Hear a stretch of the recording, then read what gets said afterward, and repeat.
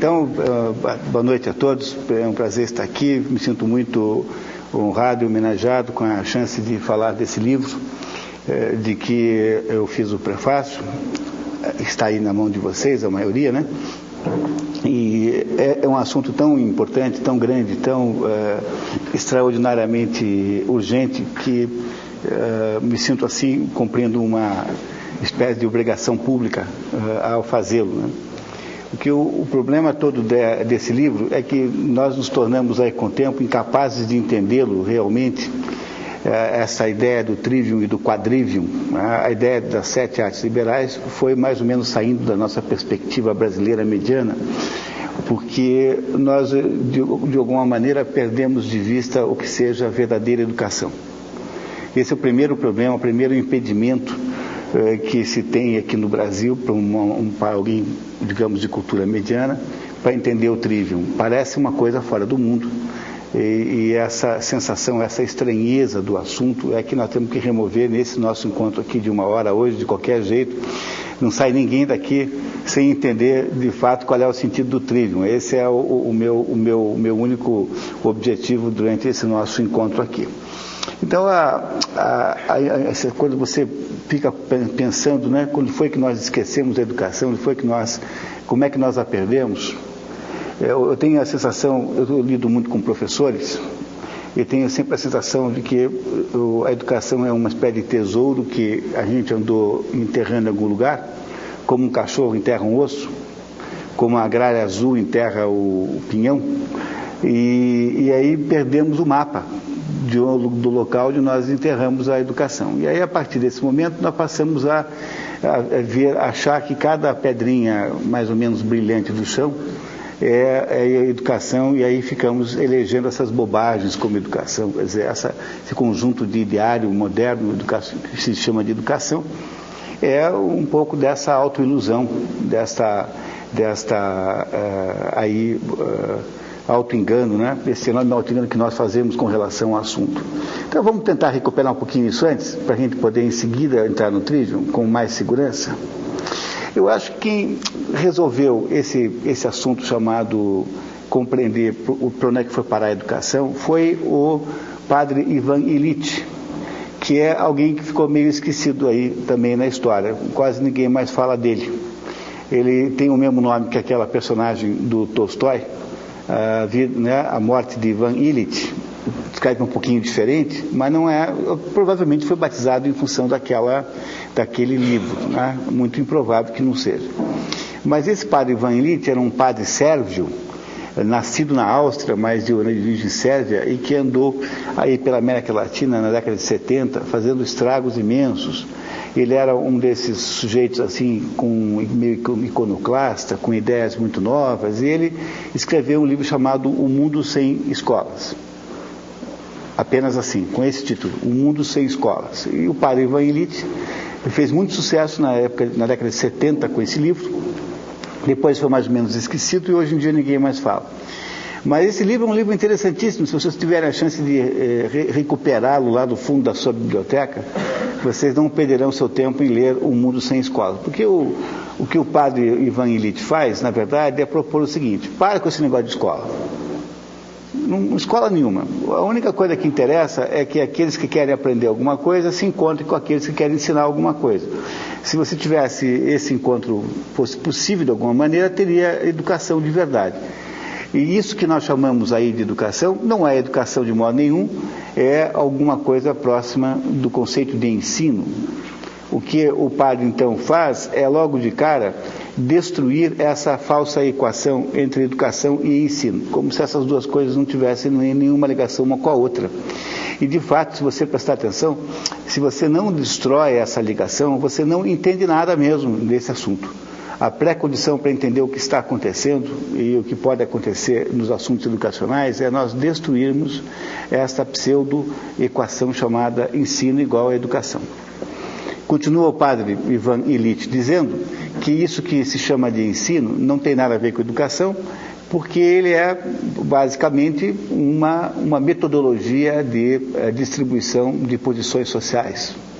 Não se imagina de fato que alguém vai aprender alguma coisa. é apenas um método pelo qual você distribui entre as pessoas determinados privilégios que podem depois servir para fins de todos os tipos, mas sobretudo profissionais. E se você pensar bem, né, é mais ou menos assim mesmo. Não sei, os mais assim veteranos aqui lembrarão que em 1970 havia 90 milhões de brasileiros em ação. 90 milhões. Hoje nós somos 190 milhões. Então, de lá para cá, em míseros 38 anos, nós aumentamos a população em 100 milhões. Mas, na verdade, aumentou mais, porque muita gente morreu de lá para cá, portanto, teve aí uma turma que substituiu os falecidos. Então, devemos ter tido aí, de 70 para cá, alguma coisa como 120 milhões de pessoas novas no Brasil. Como faz 38 anos que isso aconteceu, elas têm uma idade média de 20, se a taxa de natalidade fosse constante. Mas como ela foi decrescente, então é de se imaginar que eles têm uma idade média superior a 20, mas não muito mais. Então nós temos aí 120 milhões de pessoas que têm uma idade média de 20 e alguma coisa, e que apareceram aí no mundo. E essa gente toda precisa de emprego. E eles são jovens na sua maioria. E essa gente que é jovem na sua maioria tem todas as características e as idiosincrasias dos jovens modernos, ou seja, uma irresistível, indiscutível melhor, a percepção de enormes direitos, de ter salários suficientemente bons, de arrumar logo de cara o melhor emprego do mundo. E agora vocês imaginem, então, a situação de alguém que está lidando com o departamento de pessoal de uma firma grande. Então, é uma empresa qualquer aí que vai abrir vagas para aí qualquer coisa, ascensorista, por exemplo.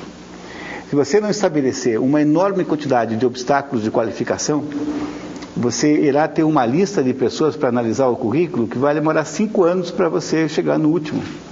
Então, o que acontece? Essa turma de RH vai lá e põe assim no jornal. Para ser ascensorista tem que ter segundo grau completo, daqui a pouquinho tem que ter curso de administração de empresas, né? Porque o único objetivo disso é reduzir a quantidade de pessoas candidatas àquele determinado curso. Essencialmente é isso que nós temos que resolver com o ensino moderno. O ensino moderno é apenas um meio de você separar as pessoas com perspectivas diferentes de capacidade de obter emprego.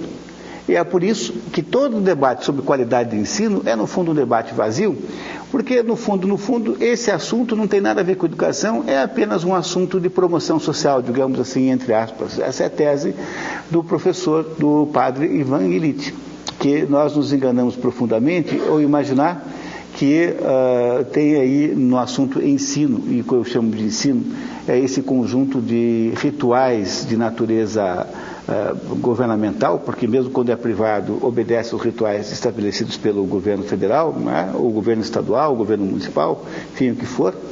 Esse conjunto de rituais não tem nada a ver com educar alguém. Essa é a realidade que a gente precisa entender. Se você não entende isso, você fica completamente perdido e não consegue perceber nada do que está acontecendo. Então, por exemplo, há todo ano um debate sobre se deve ou não, como é que se diz, aprovar automaticamente os alunos. A turma que acha que tem que aprovar automaticamente é composta fundamentalmente dos cínicos, que acham que é isso mesmo que eu estou descrevendo, e falam assim, já que é apenas uma coisa de faz de conta, qual é o problema de aprovar automaticamente, então, aos alunos? E o pessoal que acha que não deve aprovar automaticamente são os otimistas, que acham que isso tem a ver com educação e ainda imaginam que possa haver alguma educação no sistema de ensino. De fato, pode haver alguma educação no sistema de ensino. E por que pode haver alguma educação? É porque o sistema de ensino é completamente distraído. Ele só está interessado em preencher papelada, ele só tem interesse nos conteúdos programáticos que você diz que ensina, ele só tem interesse em preencher papelzinho, em lista de presença, isso, daquilo, outro. Então ele permite que um professor qualquer dê a aula que bem entender. Olha, eu faz 20 anos que eu sou professor em tudo quanto é jeito. Fui professor de português e de inglês no 2º grau, fui professor de economia, sou professor de pós-graduação, faço tudo quanto é lugar. Nunca na minha história de professor apareceu alguém para discutir a aula que eu estava dando. Quer dizer, eu sempre dei a aula que eu bem entendi. Não tem ninguém com maior liberdade relativa do que um professor. Porque, a não ser que você faça uma aula escandalosa, e não é preciso fazer nenhuma aula escandalosa, você não será jamais impedido. E é por isso que determinados indivíduos dentro do mundo do ensino podem dar uma boa educação, apesar do mundo do ensino. Mas o problema desses indivíduos é que eles precisam saber alguma coisa antes de ensinar os outros.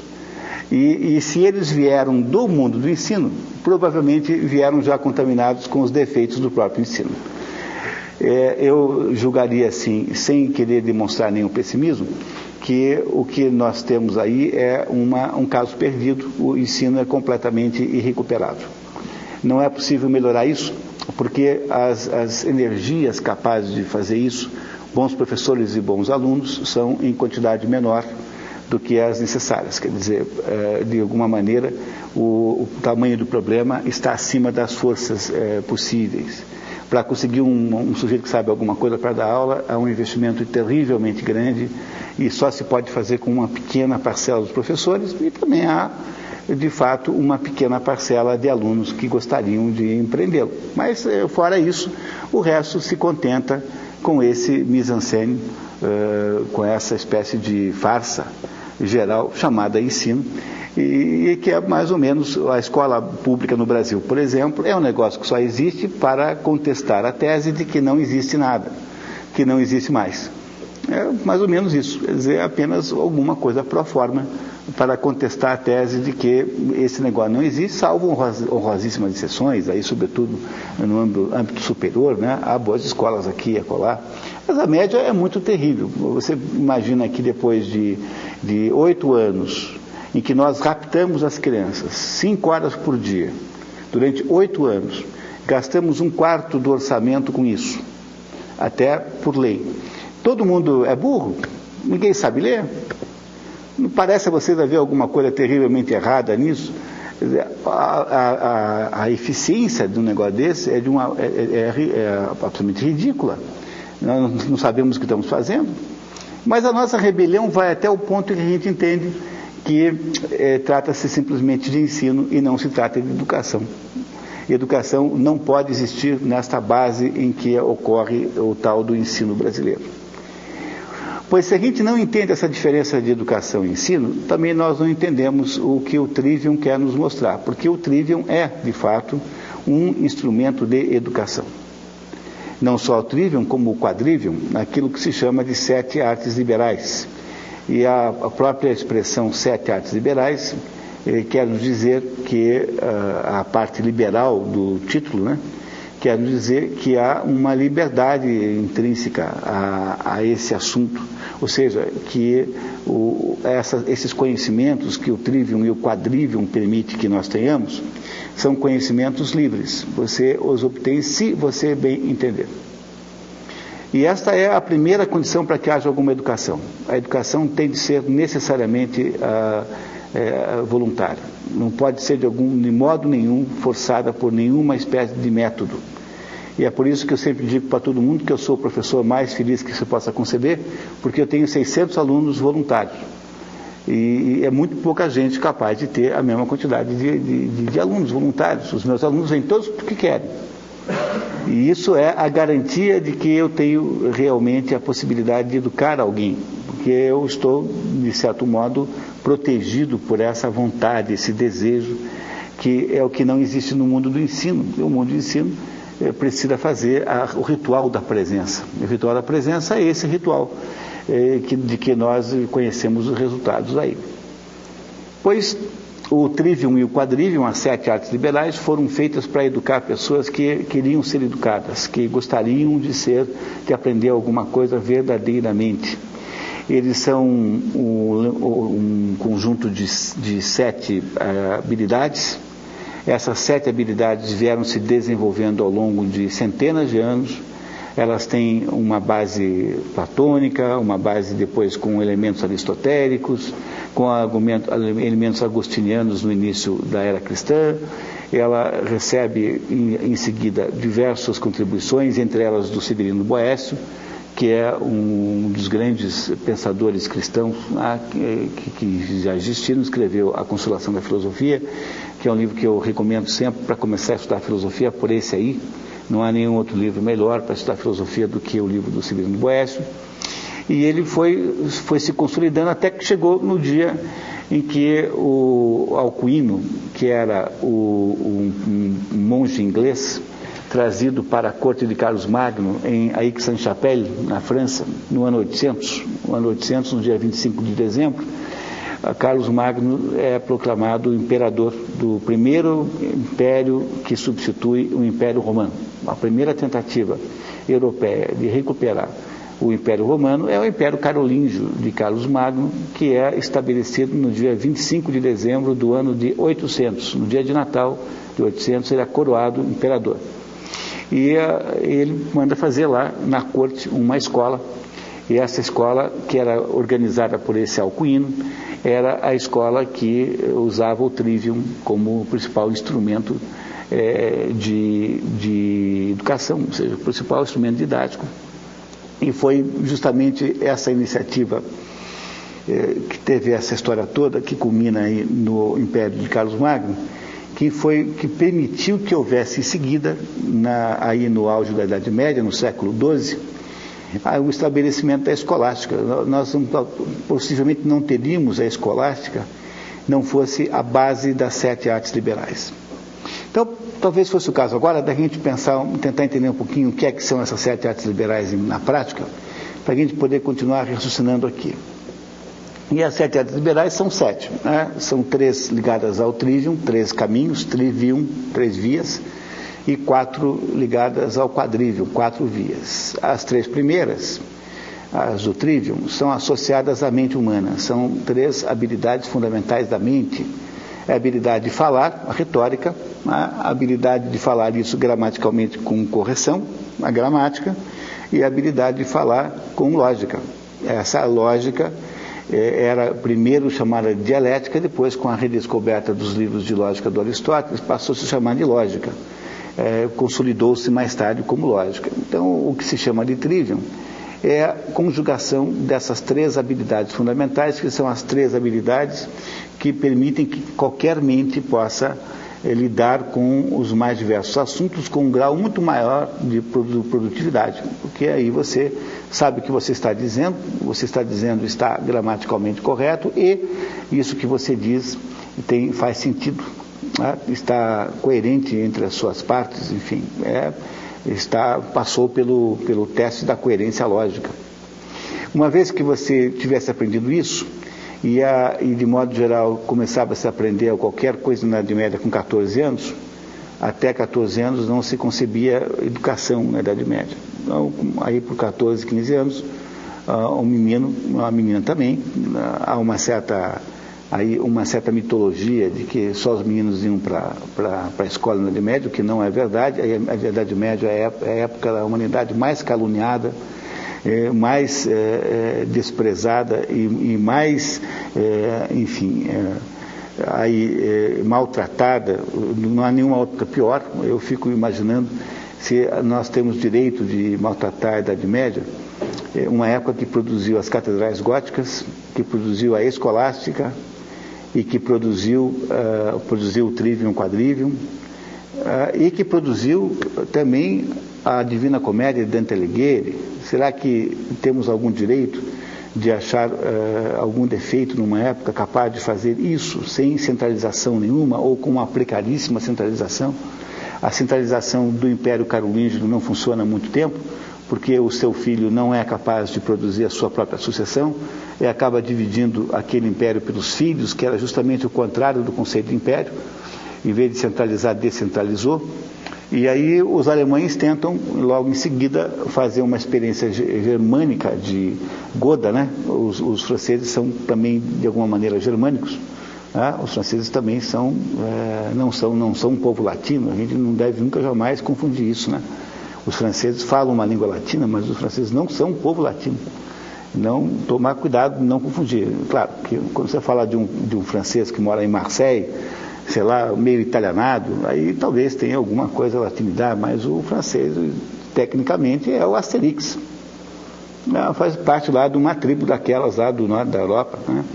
E aí a tentativa franca de fazer o império fracassa, e quem assume a tentativa nova são os alemães, que montam um sacro império germânico-romano, que é uma tentativa, digamos, goda, alemã, de outra tribo, né, de fazer a mesma coisa. Pois, mesmo assim, esse sacro império germânico-romano não deu certo também.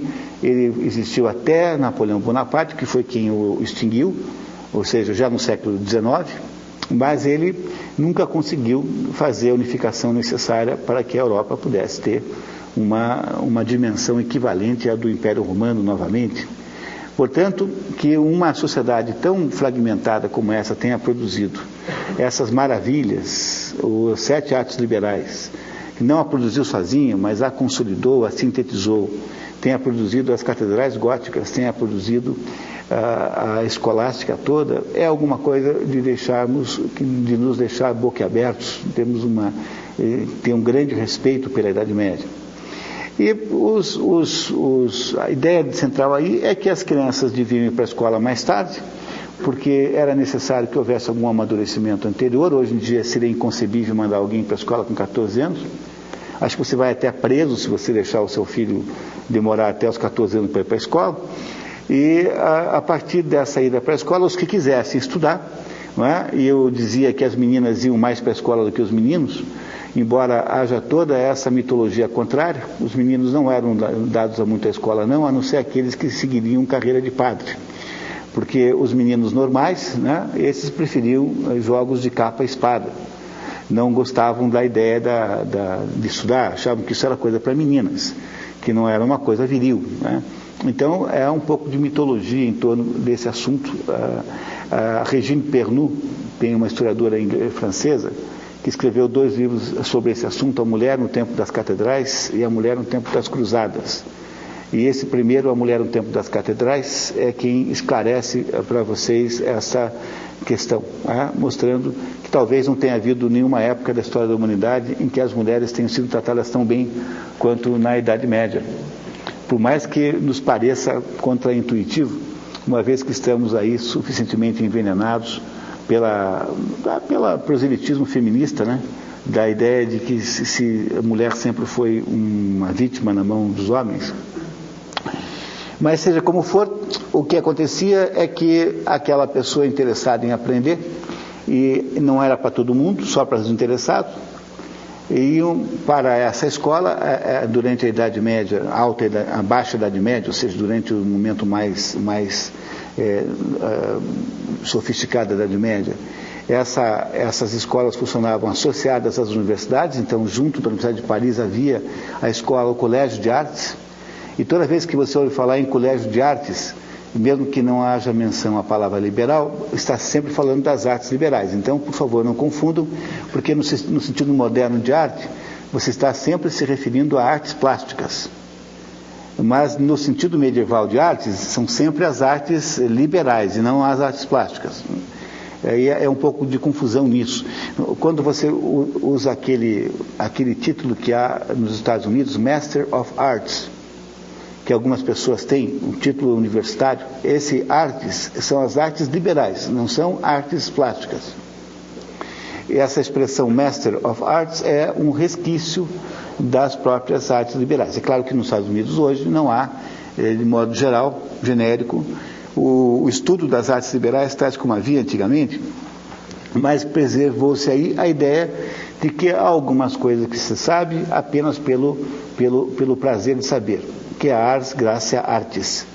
E nesse caso também, ars gratia artis, também estamos falando das artes liberais e não apenas em torno, porque quando você analisa a expressão ars gratia artis, se você pensa que é artes plásticas, você não entende o que está sendo dito aí, né? Então, o que é uma arte pela arte? É quando você estuda Shakespeare para saber alguma coisa sobre Shakespeare. É quando você estuda literatura para saber literatura, quando você estuda poesia para saber poesia, quando você estuda filosofia para saber filosofia, quando você passa a vida estudando Aristóteles com o único objetivo de entender Aristóteles.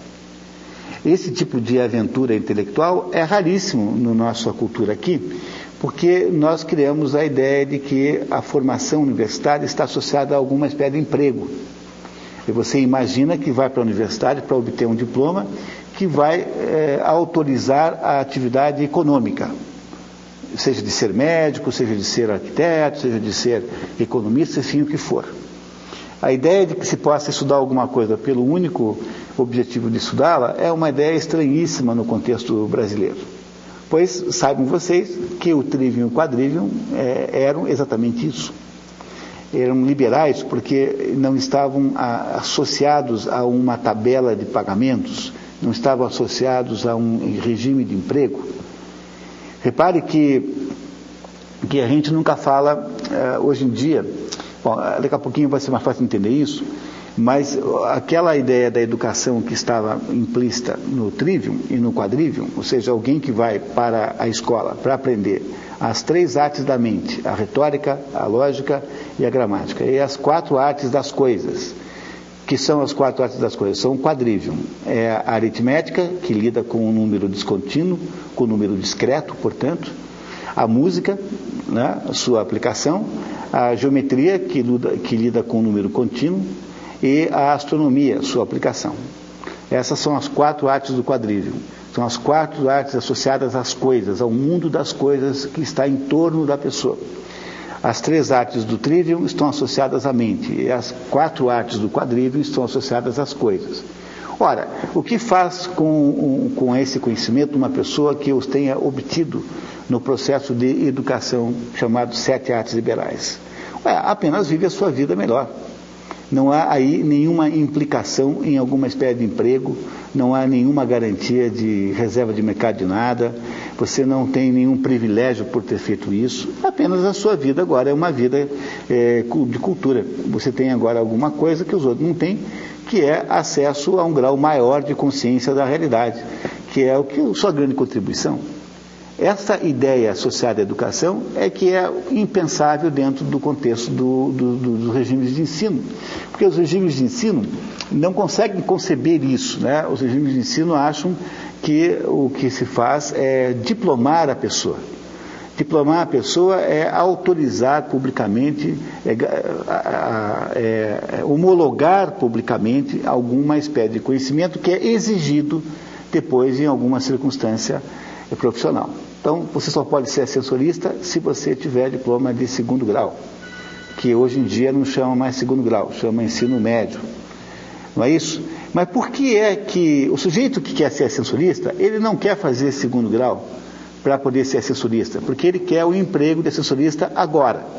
Mesmo porque, todo mundo sabe, incluindo a moça dos recursos humanos que estabeleceu essa obrigatoriedade, que ninguém precisa ter 2º grau para apertar 12, 20 ou 30 números diferentes. Mas por que é que ele tem que fazer isso? Porque se o Departamento de Recursos Humanos for fazer uma seleção sem essa exigência, eles vão passar 20 anos analisando os candidatos, vai fazer uma fila daqui até São Bernardo do Campo de candidatos a serem ascensoristas. Sobretudo se for uma empresa pública, em que se tem aí a perspectiva da indemissibilidade, enfim, da garantia de emprego. Então, o que é que se faz? Cria-se obstáculos de natureza fictícia, apenas para obrigar o sujeito, obrigar o número a diminuir, a murchar a quantidade de candidatos. No fundo, esse negócio chamado ensino não é alguma coisa que faz você progredir. É uma espécie de obstáculo que, se você não o vencer, você fica parado, fica prisioneiro do degrau anterior. Não tem absolutamente nada a ver com educação isso. Vocês compreendem? Que enquanto a gente não ouve o padre Ivan Illich, enquanto a gente não presta atenção no que ele diz, nós não entendemos nada da educação. Porque nós fazemos inconscientemente essa equação maluca de que ensino e educação é a mesma coisa, quando na verdade não são. O conceito do trivium e do quadrivium, mas estamos falando mais do trivium hoje, e o trivium é cronologicamente anterior ao quadrivium, antes de fazer o quadrivium, fazer o trivium. É o conceito de aprender a lidar com a sua mente melhor. Para quê? As gracia artis, a arte pela arte. Saber isso é tornar-se, digamos, mais bem realizado ontologicamente. É ser um ser humano mais completo, é ser alguém que tem uma capacidade de exercitar suas potências, digamos, em linguagem aristotélica. E é isso que se queria que o Trivium resolvesse. Uma vez que você fizesse o Trivium, você vai entender melhor o mundo das coisas ao estudar o Quadrivium. O Quadrivium está indo, são as coisas em volta de você, você olha para elas e as entende melhor, as entende sob o ponto de vista da quantidade, não é? A aritmética e geometria associada à música e à astronomia. E se você conseguiu chegar até o fim disso, e você recebeu o título de mestre, que era uma homologação da instituição educacional de que você havia feito esse esforço, aí você podia ir para as artes liberais superiores, que eram apenas 3, que eram o direito, que depois foi restrito ao direito canônico, o direito civil foi retirado dessa categoria, que era a teologia, que incluía seguramente o que se chama hoje de filosofia, e a medicina. Essas eram as 3 profissões liberais superiores que se podia estudar depois de passar pelas 7 artes liberais. Estas 3 profissões acabavam no doutorado. Esses 3 esforços de educação acabavam no doutorado, e é a razão pela qual até hoje nós chamamos os médicos de doutores e não chamamos arquitetos de doutores. Porque os arquitetos e os engenheiros não eram artes liberais superiores, eram artes associadas a guildas, a corporações de ofícios, portanto a grupos fechados, que mantinham um controle estrito sobre a remuneração e sobre a divisão de trabalho dos seus membros. Então, o sujeito que vai ser construtor, né, naquela época não havia diferença entre engenheiro, arquiteto, é tudo a mesma coisa. Arquiteto é o sujeito que faz construções, que põe o prédio em pé. Então, ele é uma mistura de capataz com um projetista, né? Mais ou menos assim. Essas pessoas não eram chamadas de doutores, porque eles, de fato, não haviam obtido esse título, porque a profissão de arquiteto, enfim, o que for construtor, não é uma profissão liberal, é uma profissão iliberal. Ela é uma profissão em que aquela pessoa está prisioneira de um regime rígido de controle profissional. É uma espécie de sindicato, que chamava-se na época guildas, corporações de ofícios. Algumas dessas guildas e corporações de ofícios tinham conotações esotéricas, iniciáticas. A maçonaria está associada a ideia dos pedreiros, né? A maçonaria, maçom em francês significa pedreiro. Mas não necessariamente havia aí uma conotação iniciática. Não sei se vocês sabiam, mas até hoje existe na França liceus de artes e ofícios que ainda hoje preservam a ideia da profissão. São pessoas que andam na rua com uma roupa medieval. Hoje, no ano 2008, na França, existem alunos de algumas corporações dessas que andam com uma roupa de natureza medieval na rua. Todo mundo reconhece como sendo uma roupa de aprendiz de uma corporação de arte e ofício. Essas profissões geradas nessas corporações de artes e ofícios não são liberais. São profissões em que você tem prisioneiros. O médico, no entanto, que é um profissional liberal, no sentido estrito da palavra, estrito, né? Não lato. O médico que portanto, que tem esse resquício dessa formação liberal medieval, ele não tem nenhuma obrigação profissional pré-determinada. Ele pode não cobrar a consulta. Pode cobrar metade, pode cobrar mais de um mais rico e menos de outro mais pobre. O médico tem toda a liberdade de fazer o que bem entender. Ou seja, ele está associado, portanto, a uma liberdade de profissão, que é aquilo que garantia a sua existência, né, a sua formação nas artes superiores liberais, que eram só 3. Esses aí saíam doutorados. E aí, então, é essa a razão pela qual chamamos essas pessoas de doutores até hoje. Tem um resquício medieval, um sabor medieval que nunca de verdade desapareceu do nosso vocabulário. Mas seja como for, sejam as artes e ofícios que vêm antes, seja o próprio doutoramento mais tarde, essa é a espinha dorsal de todo o conhecimento humano durante a Idade Média, e foi isso que permitiu que fosse possível criar a mais rigorosa metodologia filosófica que o mundo já conheceu, que é a metodologia da escolástica, que o Erwin Panofsky, um arquiteto alemão chamado Erwin Panofsky, escreveu um livro chamado Arquitetura Gótica e Escolástica, em que ele demonstra que a estrutura das catedrais góticas, a estrutura arquitetônica, é a mesma estrutura da demonstração da escolástica. É uma estrutura por sucessivos desenraizamentos, assim. Ele então faz uma demonstração num livro que o livro não é muito fácil de ler, porque tem que ter um pouco de cultura arquitetônica. Então, se você for arquiteto, você lê aquilo facilmente, senão tem aí esse investimento de aprender o que é arco botante, arco não sei das quantas, etc, etc, porque senão você não entende exatamente o que é que se quer dizer com isso. Seja como for, estamos falando aqui de alguma coisa que é contrário e diametralmente oposto àquilo que se chama de ensino. Sobretudo pelo fato de que nunca se esperou, não se teve nenhuma expectativa em momento nenhum que fosse possível universalizar esse tipo de educação que o Trivium representa.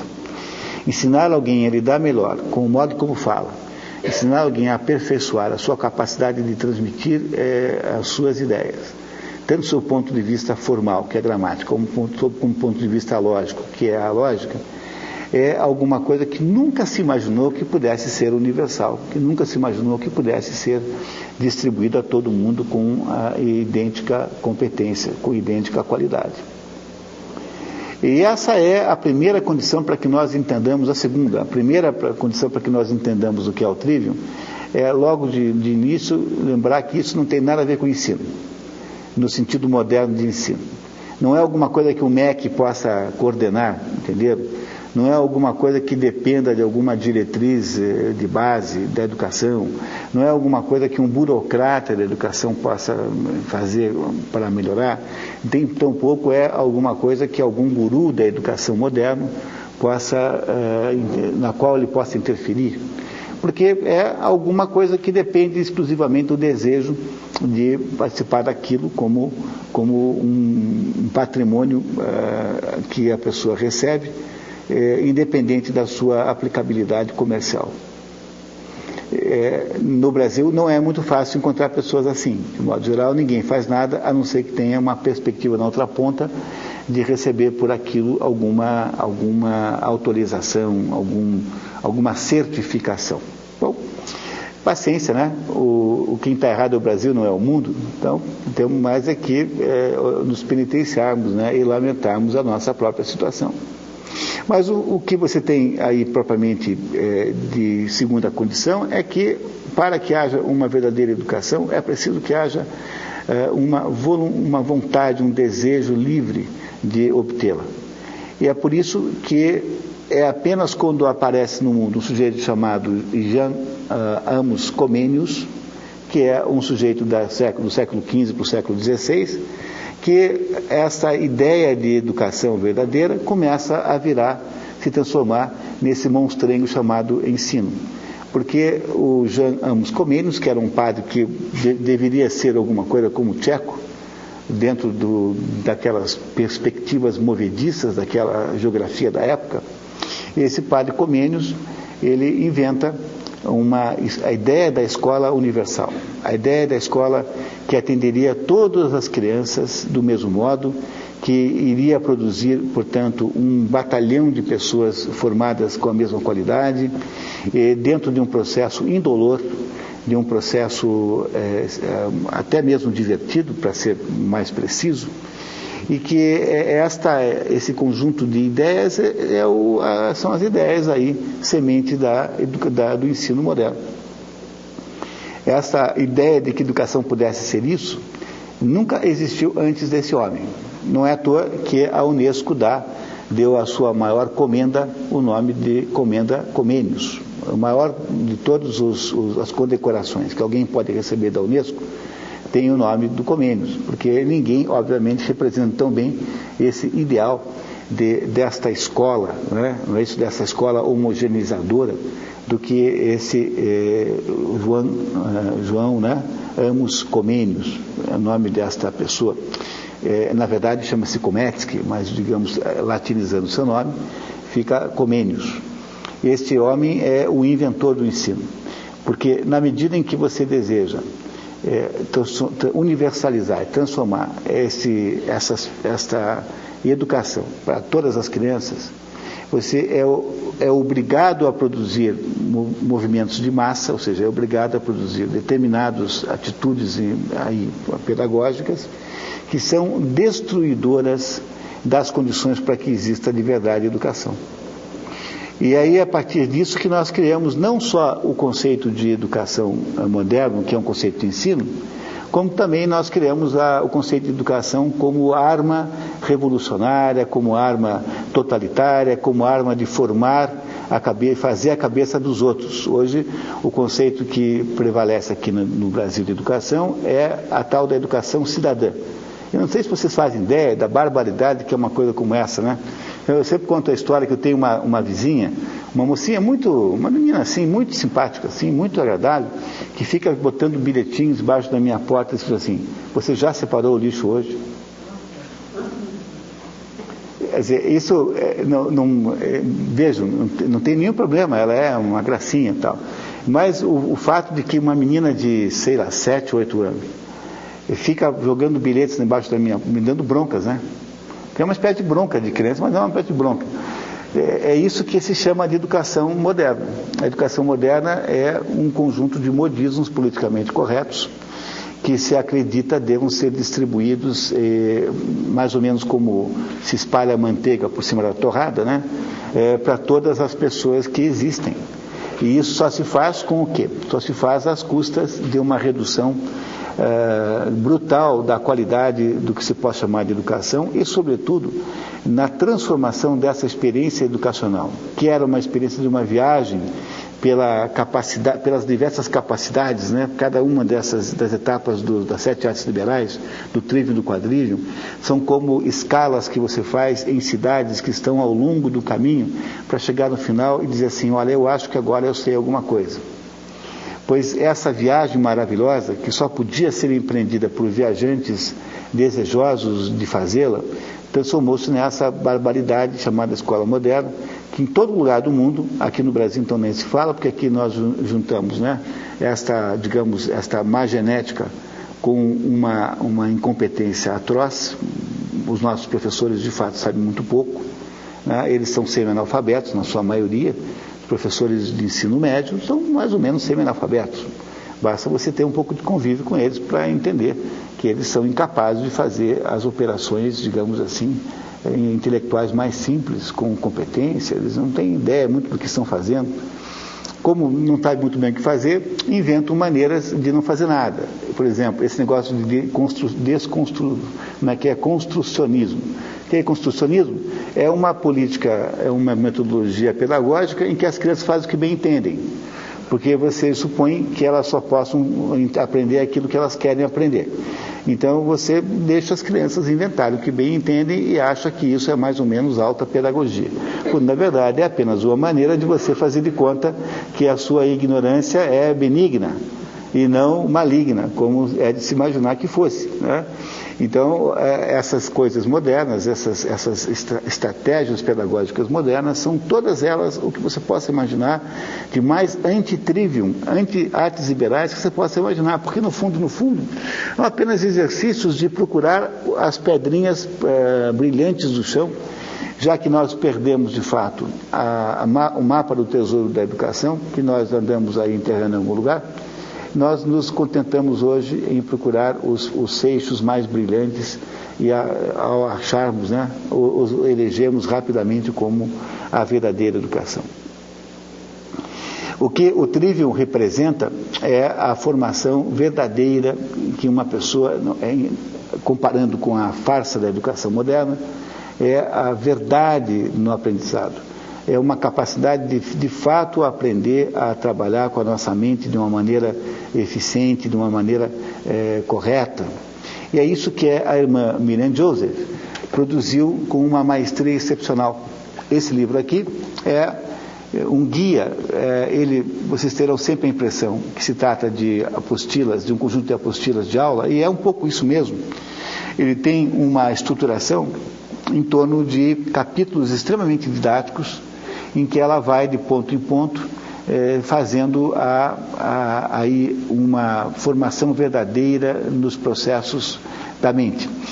Esse curso que está aqui foi ministrado numa universidade americana chamada St. Mary, católica, em que a irmã Miriam Joseph era professora e todos os alunos, quaisquer que fossem os cursos superiores, antes de qualquer passavam por essa experiência do Trivium. Durante um ano, tendo aulas 5 vezes por semana, além das outras disciplinas, os alunos então passavam pela experiência de aprender a pensar, aprender do modo certo, fazer os exercícios corretos. E essa foi a única tentativa, digamos, de fôlego que se viu no século XX, até onde se sabe. Claro que pode ter seguramente outras experiências desconhecidas, não é nada fácil, nada difícil que isso tenha acontecido, mas que nós saibamos assim, ou seja, que haja com alguma notoriedade, essa foi a maior de todas as experiências de recuperar o conceito do Trivium na Universidade Moderna. A irmã Mary Miriam Joseph foi inspirada diretamente pelo filósofo americano Mortimer Adler, cujo livro, Como Ler um Livro, está na lista, não é, Edson? Nesta lista dessa coleção aqui, de que o selo está no canto superior direito do livro. Então, o Mortimer Adler, que tinha o objetivo de restaurar a verdadeira cultura pela retomada da leitura dos clássicos, associou-se com a irmã Miriam Joseph, que queria que os alunos aprendessem a pensar antes de começarem a estudar qualquer coisa, porque quando você olha para o aluno universitário médio, é uma coisa tão entristecedora, porque de alguma maneira eles pensam que ser um bom aluno universitário é criar conflitos cretinos, assim. Quer dizer, alguém ensinou a esses alunos que se é um bom aluno universitário, quando ele fica fazendo objeções cretinas sobre qualquer coisa que você diga, né? Como se polemizar em torno de bobagem fosse prova. Ele sabe que é bobagem, mas ele acha que isso que é ser aluno universitário inteligente, é ficar polemizando de qualquer coisa que se diga. Pois antes de você, então, portanto, criar esses pernósticos juvenis, né, que são esses alunos universitários, era bom que eles tivessem uma certa humildade e que aprendessem a entender, aprendessem alguma coisa sobre o que é realmente organização da mente, como é que se fala direito. A mente humana tem uma potência extraordinária. O que nós precisamos fazer é criar um software que possa ajudar a isso ser ato, né, para que essa potência vire ato. E o trabalho da irmã Miriam Joseph é isso, ele é uma metodologia de arrumar a cabeça, ele é uma metodologia de organizar a nossa mente e produzir na nossa mente, então, uma estrutura de organização que vai nos transformar em pessoas muito mais preparadas para lidar com o mundo das ideias.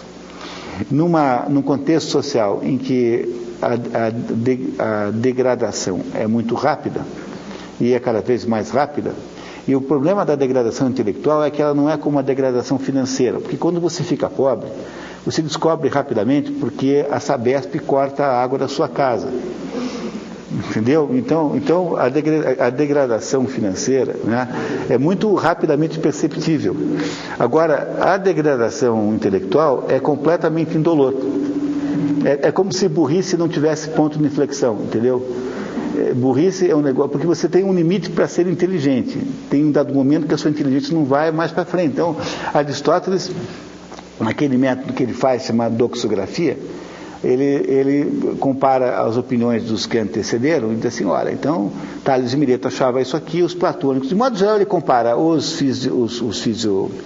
fisiologistas, né, os naturalistas, e compara com os platônicos. Essa é a comparação que Aristóteles faz sistematicamente.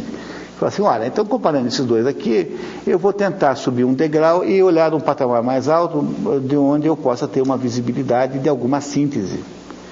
Mas ele chega em determinados momentos e fala assim, olha, daqui eu não consigo ir mais, porque de fato essa tensão, ou essa aporia, em linguagem filosófica, essa tensão, essa aporia é insuperável, não há o que fazer mais aqui. É da natureza desse problema não poder ser resolvido. Então há limites para a inteligência. Agora a burrice não, burrice sempre dá para ser mais burro, a gente sempre consegue ser mais burro do que foi ontem. A burrice é absolutamente sem limites.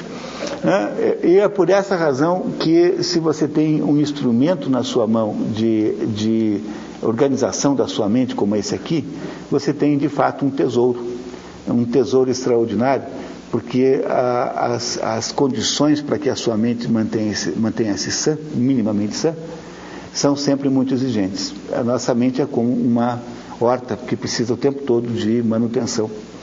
E é por isso que Cícero, o grande Cícero, dizia que cultura é um equivalente humano ao cultivo do campo. Cultura é o cultivo da mente. Exatamente como se cultiva o campo, você também cultiva a mente. E por ser um cultivo da mente, cultura necessariamente é alguma coisa que não para de ser cultivada. Tem que estar o tempo todo em manutenção. Não há momento de parar, jamais. Pois o tesouro que a irmã Miriam Joseph fez para nós, nos deu, é esse tesouro de nos ensinar esse é o único livro que existe desse tipo. Não há nenhuma outra obra com esse grau de manualização, porque você encontra livros aí teóricos sobre o trivium e o quadrivium, sem dúvida, né? Sobretudo em outras línguas. Em português, se não me engano, há aí uma coletânea de artigos de professores da USP aí, que fizeram um estudo sobre o trivium, sobre as 7 artes liberais, aliás, não sobre o trivium. Mas em português não acha-se quase nada. Então você pode encontrar vários livros que debatam o trivium, debatam o quadrivium. Nenhum deles oferece a você a metodologia de treinar a sua mente nas artes liberais da mente, que são as artes liberais do trivium. A retórica, na gramática e na lógica.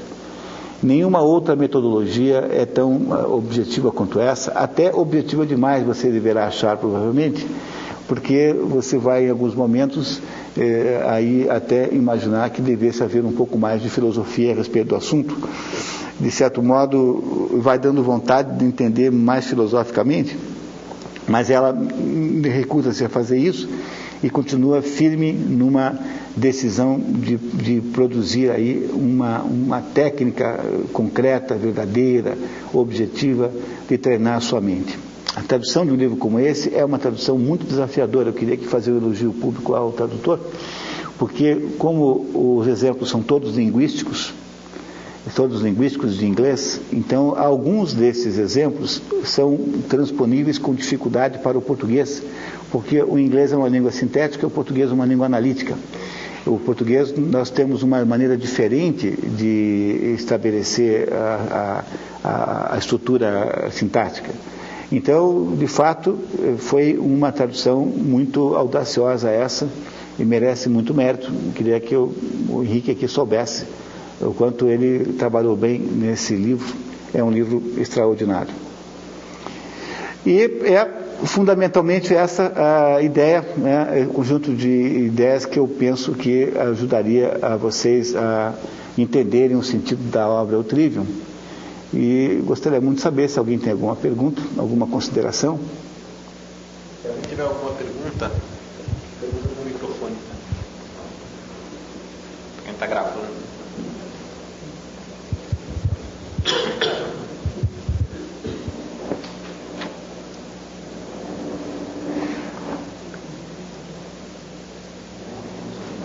Acho que ficou tudo claro.